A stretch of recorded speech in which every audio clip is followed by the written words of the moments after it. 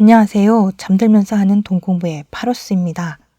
오늘은 차동엽 저자의 무지개 원리에서 자성예언에 대해 알아보도록 하겠습니다. 필자는 어떤 상황에서도 낙심하지 않는다. 언제나 길이 있다고 믿는다. 어느 날 필자가 강의를 마치고 돌아와 연구소에 갔더니 실장이 급하게 8천만 원이 필요하다고 했다. 언제까지냐고 했더니 당장 내일 필요하다는 것이었다. 사정을 듣고 보니 참으로 급한 상황이었다. 그 순간 필자는 습관처럼 마음으로 되뇌었다. 어떻게 되겠지? 하나님께서 도와주시겠지. 이렇게 믿었다. 그리 불안하지 않았다. 그러면서 묘책을 찾았다. 순간 얼마 전 논 팔았다는 제2자매가 떠올랐다. 그 자매 소식을 어머니가 잘 아시기에 집에 일찍 들어갔다. 그 돈의 행방을 물으니 방앗간 집에 장기로 빌려주었다는 것이었다. 낭패였다. 그러나 아직 절망하지 않았다. 그러면 어떡하지? 이렇게 궁리하기를 약 1분쯤 되었을까 전화가 왔다. 전화를 받던 어머니가 나에게 물었다. 제2자매가 마시러 오고 싶다는데 와도 되냐는 것이었다. 필자는 이게 웬일이냐 싶어 빨리 오라고 소신호를 보냈다. 그리고 15분 후쯤에 제2자매가 당도하였다. 필자는 다시 그 돈의 행방을 물었다. 답은 똑같았다. 이미 빌려주었다는 것이었다. 그 말에 필자는 한숨을 쉬며 말하였다. 그러면 어떻게 하지? 이런 필자의 모습이 딱해 보였던지 제2자매가 물었다. 얼마가 필요한데 그러세요? 한 1억 필요한데요. 기왕 여유 있게 빌리고 싶어서 이렇게 말하였다. 한참을 궁리하던 제2자매가 말하였다. 그만큼은 안 되고요. 이것저것 통장을 허물면 6천은 드릴 수 있어요. 그 말 끝에 어머니가 덧붙여 말하셨다. 나도 한 2천 되는데. 얼마나 신기한 일인가. 정확하게 필요한 8천이 그 자리에서 마련된 것이었다. 이에 필자는 즉각적으로 말하였다. 아이고 하느님 감사합니다. 이 말을 듣고 제2자매가 말하였다. 신부님 정말로 감사드려야 돼요. 사실은 오늘 제가 여기 온 것이 신기한 일이에요. 내일 치질 수술을 예약해 놓았는데 갑자기 불안한 마음이 드는 거예요. 그래서 기도 좀 부탁드리려고 전화했다가 이렇게 된 거예요. 그렇다. 믿으면 길이 생긴다. 하늘이 돕는다. 신념은 그 자체로 힘을 지니고 있다. 그래서 신념이 지니고 있는 힘을 일컬어 염력이라 한다. 사회학자 로버트 머튼은 사람들의 신념이 현실로 이루어지는 것을 자성예언이라고 명명했다.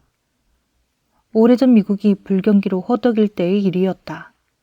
사람들 사이에 한 은행이 망해 예금을 인출할 수 없을 것이라는 소문이 돌았다. 소문을 들은 많은 사람들이 은행으로 달려가 예금을 인출해 갔다. 그 결과 은행의 잔고는 금방 바닥이 나서 파산하고 말았다. 사람들이 믿었던 것이 현실이 된 것이다. 심리학자 이민규는 이렇게 신념이 현실로 드러나는 것, 곧 자성예언을 다음과 같이 설명한다. 성공하는 사람은 따로 있다. 나는 특별한 재능을 타고나지 못했다.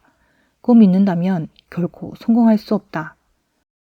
당신이 사주팔자를 철석같이 믿고 있는 사람이라고 치자. 소문난 점술가가 이렇게 말한다. 아, 대단한 사주로 태어났군요. 정말 멋진 인생을 살게 될 겁니다. 그럴 때 당신은 이렇게 반문할지 모른다. 뭐라고요? 전혀 아닌데요. 그런데 몇몇 다른 점술가들도 같은 말을 한다. 그렇다면 당신의 태도는 어떻게 달라질까? 달라진다면 왜 달라질까? 뭔가 성취하기를 원한다면 반드시 해야 할 일이 하나 있다. 스스로에게 재능이 없다는 믿음을 단호하게 거부하는 것이다. 재능을 갖고 있다는 확고한 신념이 없으면 아무리 놀라운 재능을 갖고 있어도 소용이 없다. 나는 재능이 없다고 믿는 것은 우리에게 치명적인 영향을 끼친다. 믿음은 우리들에게 심리적으로 안정감을 준다. 그 안정감은 우리를 불안과 공포로부터 보호해준다. 그리고 불안과 공포로 약이 될 수 있는 예감으로부터 보호해주고 불행한 일을 미연에 막아준다. 미국 샌프란시스코에 있는 금문교에 얽힌 이야기를 들어보자. 금문교는 1930년대에 건설된 세계에서 가장 높고 긴 교가 위에 세워진 아름다운 다리다. 이 금문교를 지을 때 샌프란시스코시 당국은 많은 중국 노동자들을 인부로 고용했는데 공사 중 많은 희생자가 나왔다. 그러자 막대한 비용을 들여 다리 건설 현장 밑에 사람을 보호하기 위해 그물을 둘렀다. 그런데 그물을 둘러친 후로는 사고로 다리에서 떨어져 죽는 사람이 없었다. 사람들이 믿음을 갖게 되었고 믿음이 사람들의 마음에 안정감을 주었던 것이다. 그물이 없을 때는 떨어지면 죽을 텐데 하는 불안과 공포로 긴장되어 헛발을 디뎠지만 그물을 설치한 대로는 떨어져도 죽지 않는다는 긍정적인 생각이 안정감을 주어 헛발을 딛는 경우가 줄었던 것이다. 미국의 찰리 패독이라는 유명한 올림픽 육산 송수가 오하이오주의 클리블랜드에 있는 한 기술고등학교에서 강연을 했다. 그는 이렇게 말했다. 여러분은 어떤 사람이 되기를 원하나요? 목표를 정하고 하나님께서 그것을 이루는데 도움을 주실 거라고 믿는다면 반드시 이루어질 것입니다. 연설이 끝나자 한 소년이 찰리 패독의 개인 코치를 찾아가서 이렇게 말했다. 코치님, 저는 꿈을 가졌어요. 찰리 패독처럼 꼭 올림픽 선수가 되고 싶어요. 그러자 코치가 말했다. 얘야, 꿈을 가지는 것은 훌륭하지만 그것을 이루기 위해 너의 꿈에다 사다리를 놓아야 해. 그 사다리의 첫 번째 단은 안내이며 두 번째 단은 헌신이고 세 번째 단은 훈련이며 네 번째 단은 믿음이란다. 그 후 자신의 꿈을 결코 포기하지 않겠다는 결심을 하고 꿈의 사다리에 발을 올려놓은 소녀는 마침내 1936년 베를린 올림픽에서 4개 금메달을 땄으며 그의 이름은 미국 체육의 명예의 정당에서 새겨지게 되었다. 그가 바로 제시 오웬즈다. 왜 코치는 꿈이 이루어지는 사다리의 가장 높은 단을 믿음이라고 말했을까? 그것은 믿음의 플러스 알파 효과가 있기 때문이다. 믿음이 기도와 연결될 때 그 믿음은 단지 신념이 지니는 염력의 수준을 넘어 제3의 힘을 이끌어들인다. 21세기 성녀로 불리는 마더 테레사 수녀는 환경을 뛰어넘는 믿음을 지녔다. 그분의 이야기를 들어보자. 그녀는 캘커타 사랑의 집에서 7,000명의 인도 사람들을 돌보았다. 하루는 음식을 당담하는 수녀가 테레사 수녀에게 와서 금요일과 토요일에 먹을 양식이 떨어졌다고 걱정하며 보고했다. 그러나 테레사 수녀는 믿음의 말로 응답하였다. 걱정하지 마세요. 아버지가 되시는 하나님께서 알아서 돌보아 주실 겁니다. 그리고는 곧바로 하나님께 엎드려 믿음의 기도를 하기 시작했다. 저희를 돌보시는 하나님 아버지를 믿습니다. 저희들의 필요를 채워주심을 믿습니다. 놀라운 일이 일어났다. 금요일 아침이 되자 갑자기 정문 앞에서 트럭 소리가 나더니 빵을 잔뜩 실은 트럭이 들어왔다. 그리고는 7,000명의 사람들에게 줄 수 있는 빵을 내려놓기 시작했다. 그 빵은 캘커타의 모든 학교가 갑작스런 당국의 지시로 휴교를 하는 바람에 급식으로 남은 것이었다. 당시 학교에서는 학생들에게 급식으로 주기 위해 만들어 놓은 빵을 테라사 수녀가 운영하는 사랑의 집에 주기로 결정했던 것이다.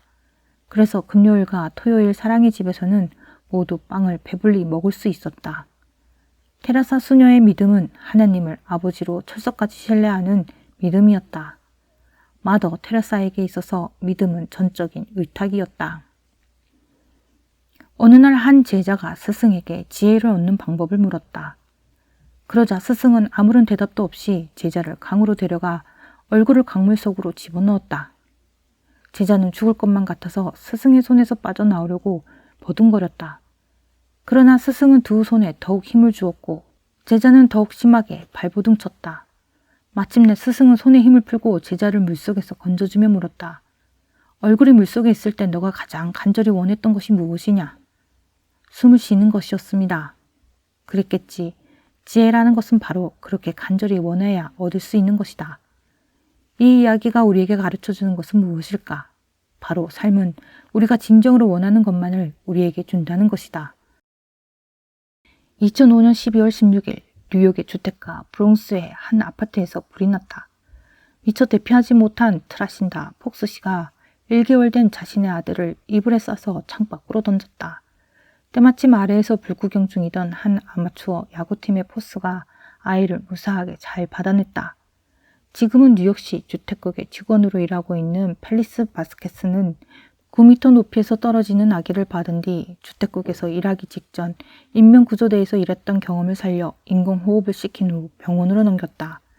한편 나중에 구조된 아이 어머니는 아기를 던지기 직전 하느님 제발 아들을 살려주세요 라고 기도했다고 한다.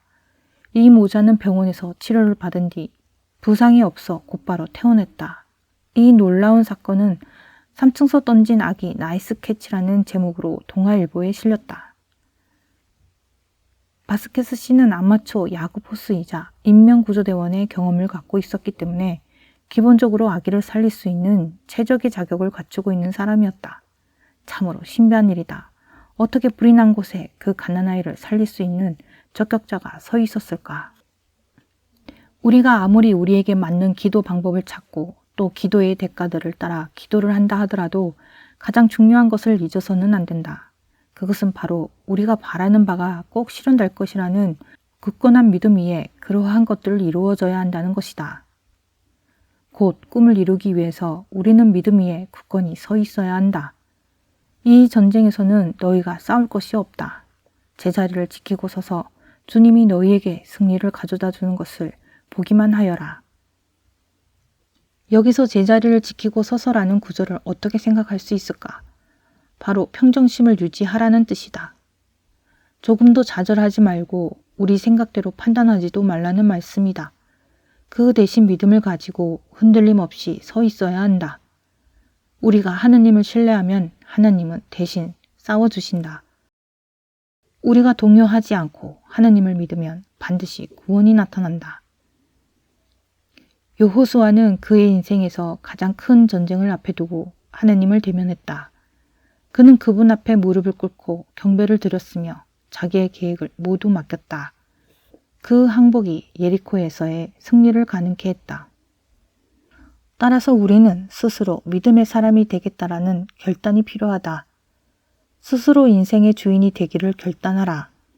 또한 어떤 믿음을 가질지 신중하게 판단하라. 모든 것은 우리 자신에게 달려있다. 이렇게 무지개 원리에서 말하는 자성 예언을 알아보았습니다. 아무쪼록 자성 예언을 통해 여러분들도 원하는 바를 성취해 나가는 날들을 만들어 가보시길 바랍니다. 감사합니다.